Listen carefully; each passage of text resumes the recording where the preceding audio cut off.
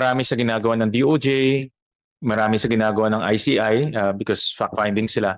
Eventually, babagsak rin sila sa ombudsman. No? And alam mo naman kung anong sentiment ng taong bayan ngayon towards corruption, towards itong mga flood control. At ako nga, pag na-interview ako ngayon, wala nang good news eh. Hindi na ako tinatanong tungkol kung maganda yung ekonomiya, may investors papasok, lahat about corruption. So yan ang general sentiment ng taong bayan. At gusto rin ng accountability. No? Dapat panagutin yung dapat managot. Bilang bagong ombudsman, ano ba yung mga plano natin to address itong mga flood control issues? Especially pag papasok na ito sa ombudsman, ano pa ang ating strategy para panagutin at ikulong yung dapat makulong ng mga tiwaling opisyal? Mr. Chairman, ang opisina po ng ombudsman ngayon ay binabago po namin ang sistema sa paghawak ng kaso. Mula po sa filing, sa pagdala sa amin ng kaso, hanggat ito ay mapunta namin, madala namin sa Sandigan Bayan o sa RTC. At binabago ho namin yung mga deadlines at yung mga dapat po na panahon na magugugol sa bawat stage ng evaluation, preliminary investigation, and fact-finding, evaluation, fact-finding, preliminary investigation, at yung litigation proper sa pagdating po sa Sandigan Bayan o sa RTC. Kung dati po ay umaabot ng 1 taon, 6 na buwan hanggang 1 taon ang preliminary investigation, ngayon po ang ginigiit ko po ay gawin na namin within 60 days. Yan po yung aming ginawa sa DOJ dati at tingin ko pwede hong gawin dito. Pagdating po sa fact-finding, ganun din po. Pag nag-file po ang isang ahensya na certified na po yung mga dokumento at ang ebidensya po itatayo na sa korte, sa unang tingin namin sa evaluation, ito po dinidiretso na namin ng preliminary investigation. Wala na hong fact-finding yan. At case build-up niyan ay sa fact-finding, dito na lang ako sa PI, bago ho mag-PI, baka magdagdag lang ho kami ng ilang araw para po maikumpleto namin ang ebidensya na kinakailangan. Kaya dito po, ang sinasabi ko lagi, and as I always say, the deadline is always yesterday. Yun po yung aming parang pinaka-theme ng action plan namin sa DOJ. Ganun din po rito sa Ombudsman. Kasi nga, itong problema ho ng korupsyon, hindi ho ito ngayon lang. Matagal na ho itong pinaiinisan ng taong bayan at talagang nagagalit na po ang taong bayan dito. Matagal na ho ito. Ngunit ngayon lang po pumutok na ganito kasama ang imahe ng gobyerno dahil po sa mga pangyayari sa flood control. Kaya ang plano ho dito talaga ipabilisin ang lahat ng proseso. At gawing kumpleto, itinataas pa namin ang modicum of proof. Ang sinasabi po dyan ay probable cause. Pero dito po, gusto namin prima facie na reasonable certainty of conviction bago po kami mag-file ng kaso sa Sandigan Bayan o sa RTC. Kaya ang isa pa po rito na napagkasunduan namin at gumagawa na po ng bagong patakaran ang Sandigan Bayan ay continuous trial ang aming hihingihin sa lahat ng kaso. Basta na kompleto ho namin ng ebidensya na i-file namin doon, ready to litigate po kami at ready ho kaming ipresenta ang ebidensya. Yun po yung pinakamahalaga. Matapos po namin mapresenta ang ebidensya kagad sa Sandigan Bayan. At tuloy ay maiwasan na rin natin yung mga pagdidelay, yung pagpapatagal ng kaso na ginagawa po ng magagaling na abogado. Ito po yung aming pinakikiusap sa judiciary. Kasi nga, ang laki na ho nang nawawala sa gobyerno natin sa tinatawag ng inordinate delay in the adjudication of cases. So yun po yun. The urgency is there, Mr. Chairman. And we feel the weight of the anger of the Filipino people. And they're looking to the office to be able to solve this crisis of gigantic proportions within the country. Well, totoo lang, Ombudsman Remulla, nung na-appoint ka sa Ombudsman, the attention ngayon ay nasa Ombudsman na. Kasi ang tingin namin, no, ako bilang isang citizen of our beloved country, na it's about time to start filing cases and prosecute. No? Kasi ilang buwan na rin natin pinag-uusapan to, ilang buwan na rin lumalabas dito sa Senado, nagka-hearing kami, and then sa ICI. To connect this to our budget hearing, I remember last time, during the budget hearing of your predecessor, ang sabi niya dito, actually ako nagtanong to, lumabas rin during the hearing, na it takes 2 to 3 years, between 2 to 3 years to file a case. No? Pag 2 to 3 years, wala na tayong pasensya na yan. Ako, wala na akong pasensya, to be honest about it. Lalo na with this flood control. hindi na yata ako makakaantay ng 2 to 3 years, no? Dahil kagaya ng sinabi niyo, gusto natin kahapon pa may na-file na case na, no? Kahapon mayroon na panagot. So, base sa mga sinabi niyo, aabot pa ba tayo ng 2 to 3 years to see something significant na mangyayari from the ombudsman? Hindi na po tayo aabot sa ganung kahaba. Ang kagandahan lang po ngayon, dahil nga sa naging krisis na to, mas iniisip natin kung gaano natin mapapabilis ang mga kaso. At katulad nga niyan, na-transmit na po sa DOJ yung kanilang final sa amin at na-deputize na po sila na ituloy na yung mga kaso sa RTC. Sapagkat ang mga testigo na nandito sa Senado na kanilang nakausap na, ang mga ebidensya na kinakailangan ay naroon na, ay hindi na po kinakailangan aralin pa ng Office of the Ombudsman para magtawag na naman ng testigo. Ito po, dire-diretso na po ito at ifa-file na po yan ng DOJ at lately siguro niya Monday kasi kompleto na po ang kaso. Kompleto na po yan. Iyon po yung 5 ghost projects na flood control projects. 5 ho yun na flood control projects. Tapos dito po ngayon sa aming opisina, talagang tuloy-tuloy pong pag-uusap namin dito na talagang bilisan ng proseso at dapat kompleto ang ebidensya. Hindi ho pwede na. Ano nga ho ito eh? Sabay-sabay po ang mga reforma na kinakailangan. Yung isa pong nabanggit ko na nung isang araw sa mga kausap ko, yung digitization. Kasi nga, hindi pa po moderno ang sistema ngayon sa aming opisina. Ito po yung aming minamadali rin po. At meron naman pong budget na nakalaan dyan. At kung nangangailangan po, ay lalagay po namin yung mga savings ng aming ahensya para po magamit at matapos kagad ang digitization process ng opisina po. Ombudsman, I know, in fairness to you, hindi mo ito budget, no? Because you came in very late na. In fact, nagawa ni NEP, nasabit na yung budget dito sa Senado. So, wala ka talagang say, no? Or wala ka naging say dito sa budget. Meron ba kayong gustong ma-improve dito sa budget para matulungan namin kayo? Mapabilis pa itong ginagawa niyong investigation at pagfa-file ng cases. Ako kasi, on my own, I want to help the ombudsman, no, to be effective. Dahil hindi naman kami mag-iimbestiga o hindi naman kami magpa-file ng case, kayo eh. Ang maitutulong namin sa inyo ay mabigyan kayo ng resources para mapabilis yung inyong trabaho. Dahil kung mapabilis yung inyong trabaho, panalo rin yan sa amin, no? At panalo rin sa ating bansa. Meron ba kayong nakikita dito sa budget? Aside from sinabi kanina ni Director Lim na for digitization and also for itong Ombudsman Assistance Centers, meron ba kayong nakikita anything that we can do in order to support your mission of mabilis na investigation and filing of cases? Marahil yung special provisions so, nabanggit ko sa inyo kanina nung hindi pa ho tayo hindi pa ho nagaganap itong pandinig. Yun po yung mga kailangan namin para mas streamline po yung operations ng opisina po. In terms of resources, meron ba kayong nakikita? Kung wala naman, pag hindi naman ngayon, you can just submit to us, no? Kung meron kayong naiisip. Ang chain of thought ko naman is, paano natin matutulungan ang ombudsman para makafile ka agad, no? I understand that, of course, bago kayo, you're organizing the office, but itong gravity kasi nung kaso, no? We're talking about kung kung take natin into consideration yung na-discover ni Secretary Vince, 421 ghost projects. No? Yung pa lang yung na-discover, hindi pa natin nakikita yung mga substandard, di pa natin nakikita yung mga sa iba pang mga projects like farm to market roads. So enormity, yung inlaki, no? At yung daming taong nasangkot ay kakailanganin talaga natin na maraming sabay-sabay na taong gumagalaw, no? And para mabilis yung trabaho kasi kung iisa-isahin natin, abutin talaga tayo ng matagal, no? So that's where I'm coming from, no? Kasi alam ko hindi niyo ginawa itong budget eh. And I want to in my own way, in my own small way, no? I want to help the ombudsman file the cases as fast as it can, no? Kung wala kayong naisip ngayon, you can just submit to us. But if you have, we can discuss it para matulungan namin kayo. Salamat.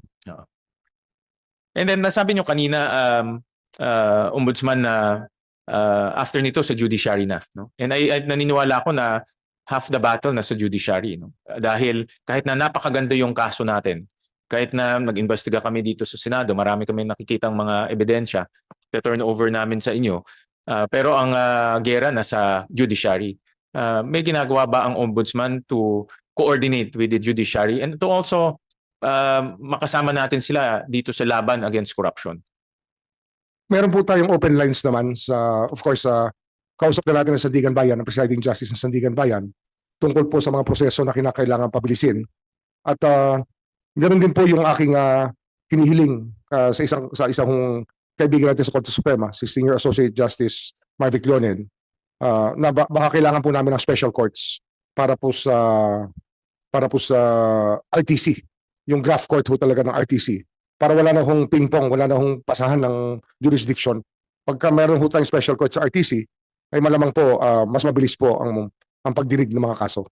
At ganun lang po naman ang kinakailangan. Talagang may contact po, ang institutional contact, ang ombudsman, tsaka yung mga judiciary officials. Yun po yung pinakamahalaga para sa amin ngayon. Thank you for those. And just to go to specifics, but I will not go into the detail.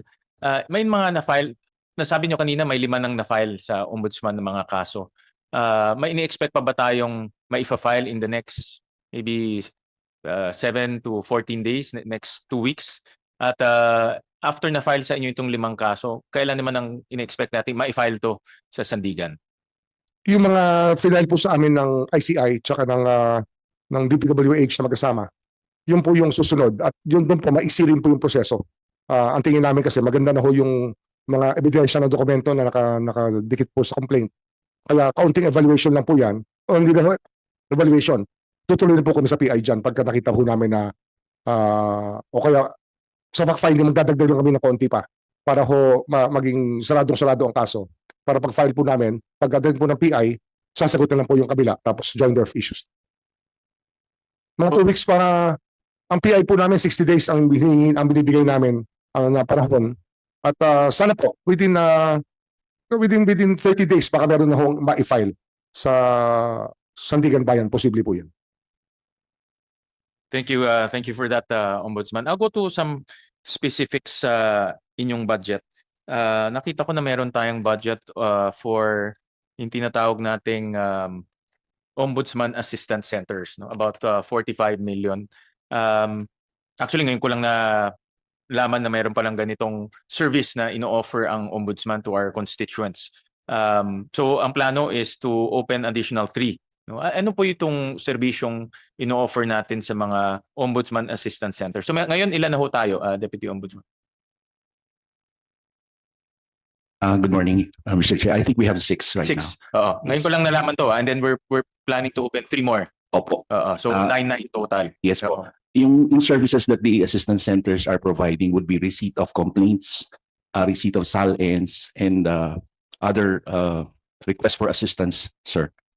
These are situated mostly at City Mall, which are provided rent-free by the Double Dragon Corporation, sir. Okay.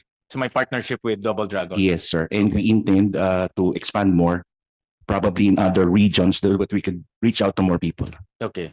Ano yung, so itong for example, may mga constituents tayo na gusto mag-file ng mga complaints, pwede na sila pumunta dito sa mga OACs? Yes, sir. If the complaints are already, so to speak, 100% okay na po. If they can easily be assessed by the assistance centers. And in fact, to be honest with you, sir, the assistance centers are now manned by non-lawyers. They're just admin staff. We intend and we propose that we assign permanent lawyers in these assistance centers to be more effective in handling complaints and advices to the people. So parang nagiging receiving lang siya ngayon? Yes po, yes po. At ang plano next time is meron na... Yes, lawyers po. Oo. And we intend, sir, that lawyers, permanent lawyers in the office who are willing to be reassigned or relocate would be assigned in these assistance centers. Okay. And I understand you're opening, tama ba? Rojas City, Sulu, Zamboanga, and Pasay? We already have one in Sulu. We have okay. one in Pasay. We have one in Zamboanga already, sir. Okay. Maganda ito dahil we're bringing Ombudsman close to the people eh. No, especially yung mga corruption, corruption hindi naman limited to Metro Manila lang, no. I'm sure marami rin tayong nakikita sa iba't ibang parte ng ating bansa. So magandang meron silang pwedeng puntahan, no, rather than pupunta pa sila all the way to Metro Manila. Yes, sir. And we also accept applications for clearances in those areas so that we could service the other government employees po na nandun. They don't have to go to Manila or Cebu or Mindanao. Okay, all right. And then there's a request for 45 million to expand it, no, to put 3 more. In the event, Your Honor, that we will not be able to secure rent-free spaces, that's our proposal to Okay. perhaps either establish our own building or space or rent such spaces, Your Honor. And there's also there's also in the budget 568 million for IT. no? This is for case management, supply and asset management, and establishment of cybersecurity. I know ang mga offices katulad ng Ombudsman, Judiciary, tambak ng papel yan eh. No? Kailangan talaga everything is as much as possible paperless na. So Judiciary, ganun rin ang kanilang, I saw in their budget, ang laki ng investment nila on IT. Kasi ang track nila is to go paperless as much as possible. No? So can we have some description on this IT project? Itong 568 million.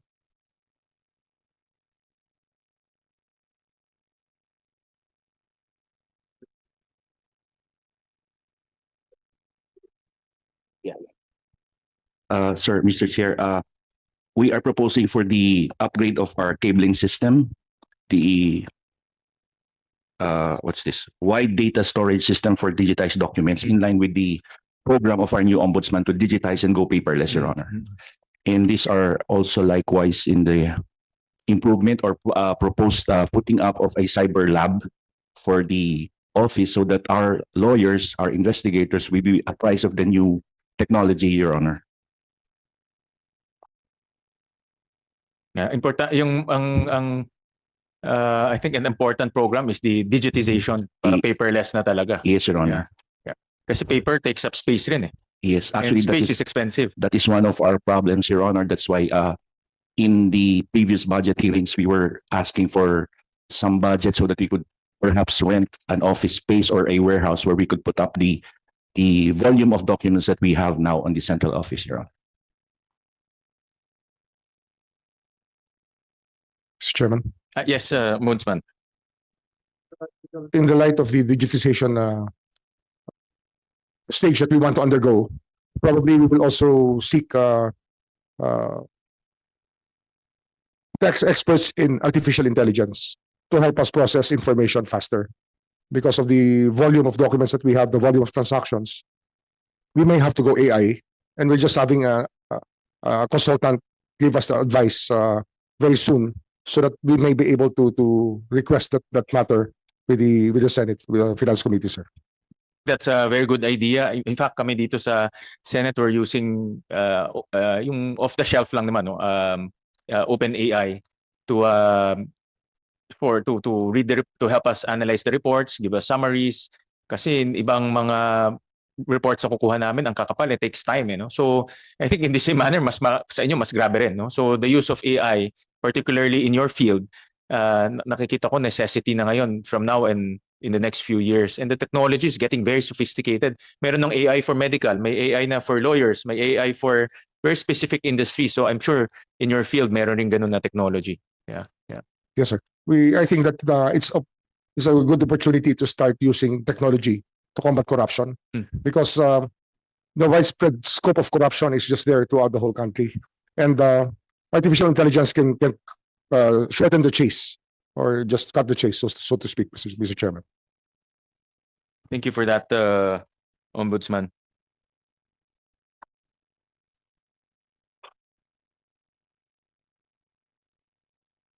I also saw in your budget there is a amount for training and scholarship expenses. It's quite substantial, about 178 million for 2026 proposed. May I know the details of this account? Sir? Yes. Mr. Chairman, when we were briefed about, when I was briefed by the Deputy Ombudsman and the Special Prosecutor 2 weeks ago, it came to the discussion that the training programs of the Ombudsman's office will have to be done with local resources, because we used to be trained through the funding of the US government and other multilateral organizations. But this time we have to go all local. And we did this for cybercrime and other modernization knowledge of the digital landscape, because of the corruption issues involved there also, sir. And we may need these cybercrime experts to come in to broaden the scope of the knowledge of our investigators and our litigators, sir. Training for the personnel of ombudsman, yung mga tao natin. Yes, sir. Yes, sir. And typically, what aside from cybercrime, what other trainings are Sir, you looking at? the most modern investigation techniques and Mm. tools that Mm. may be needed to be Mm. able to combat like money laundering and other and understanding of money laundering techniques, Mm. like the alternative currencies being used now to Mm. launder money, sir. Mm-mm. And why is there a change in policy? Dati dati foreign funded. I agree with you. In fact, philosophy ko nga ngayon while reviewing the budget, yung mga trainings, mga subsidies, even mga scholarships dapat locally funded. Dapat tayo nagpopondo nun kasi kaya naman natin rather than borrow. Kahit na foreign funded yan, borrowing pa rin, utang pa rin no? So why is there a shift in policy? I think, sir, that when President Trump came into office, he decided to